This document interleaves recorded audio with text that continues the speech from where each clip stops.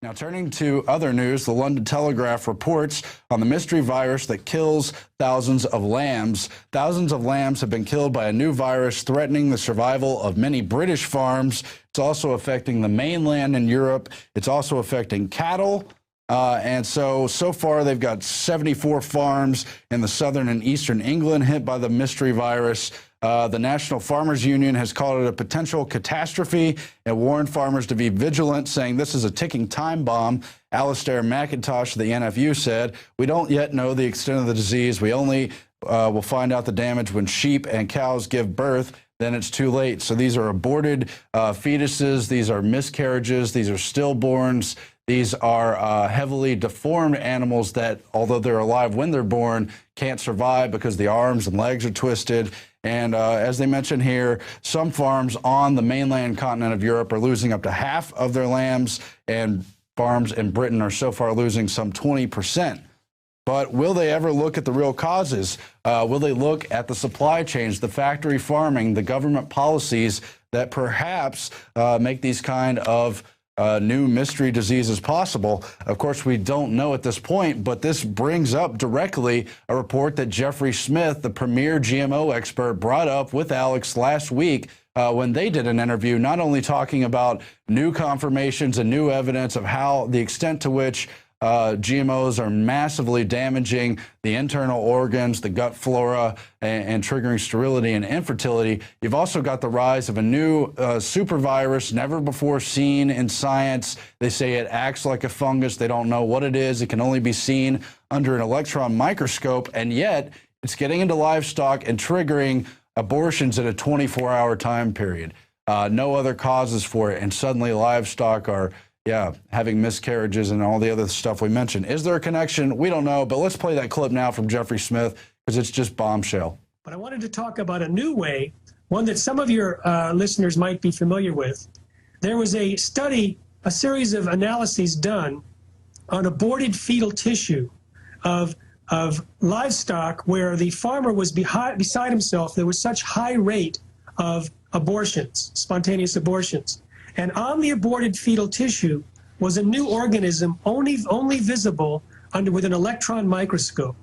And they figured out where is this stuff coming from? So they did analysis of the feed. And when the feed was treated with Roundup, either it was Roundup Ready crops or products that had Roundup sprayed, there were high concentrations of this organism and high concentrations on diseased plants that are known to be getting disease because of Roundup. What is it? They took this organism and they exposed it to a pregnant chicken. It killed the fetus in 24 to 48 hours.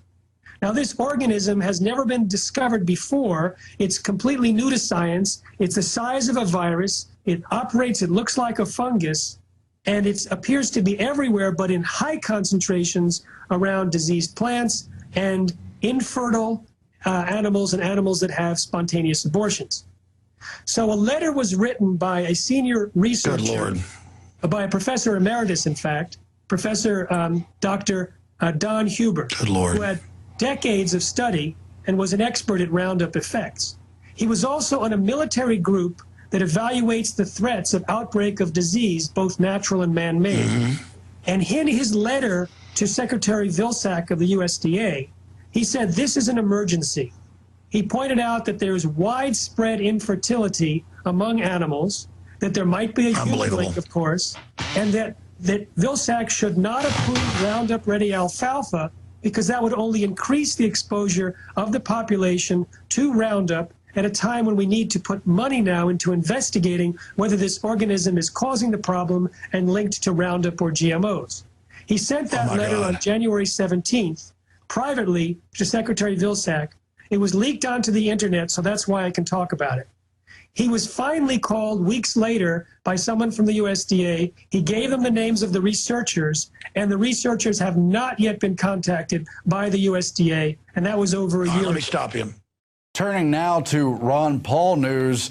He met with Ben Bernanke today at the House Financial Services Committee during his semi-annual visit, and Ron Paul once again grilled Bernanke, the head of the Federal Reserve, asked him about inflation and confronted him, do you buy your own groceries? Do you see the inflation for yourself? The official government statistics show only about 2% inflation.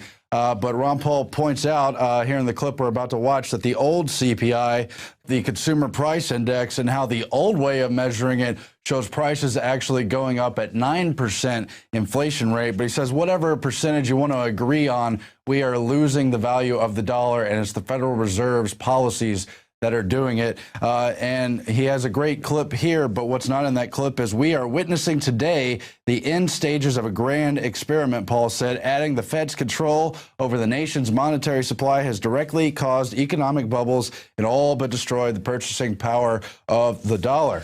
And then you turn to Bernanke news from today, also from that same appearance in the House Financial Services Committee. And it's hopeful news about how the S&P is growing, even though he's not signaling for more stimulus. Well, in fact, they're basically doing QE3, whatever they decide to call it publicly, whether they ever admit it. But you see in the reports that were posted on Drudge and other sites how Bernanke dashed hopes for further monetary stimulus, how the market is far from normal, but they hope for increases, but the gas prices will temporarily surge and push up inflation, reducing the consumer's purchasing power, and about how people are upset about the end of free money that's actually helping to further debase our economy. But of course, this is just Bernanke publicly saying he's not going to continue these subsidizing policies, allowing banks to park their money at the Federal Reserve, get interest on them without loaning the money to the actual real economy, to real people. So with those financial issues in focus, we turn now to the clip of Ron Paul confronting Ben Bernanke in the House. Mr. Bernanke, if you don't mind, would you tell me whether or not you do your own shopping at the grocery store? Yes, I do. Okay, so you're aware of the prices. But, you know, this argument that the prices are going up about 2%, nobody believes it. You know, and the old CPI says prices are going up at 9%. They believe this. If people on fixed incomes, they're really hurting. The middle class is really hurting because their inflation rate is very much higher than the government tries to tell them, and that's why they lose trust in government.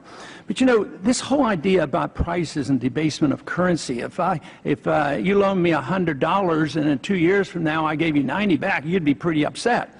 But we hand back money back that's worth 10 or 15 or 20% less, and nobody seems to be able to do anything about it. It's very upsetting. But it's theft. If I don't give you your full $100 back, if you loan me $100, I'm stealing $10 from you. So somebody's stealing wealth, and this is very upsetting. This ounce of silver back in 2006 would buy over 4 gallons of gasoline.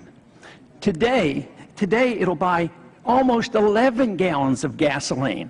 That's preservation of value, and that's what the market has always said should be money. Money comes into effect in a natural way, not in an edict, not by fiat, by governments declaring it is money.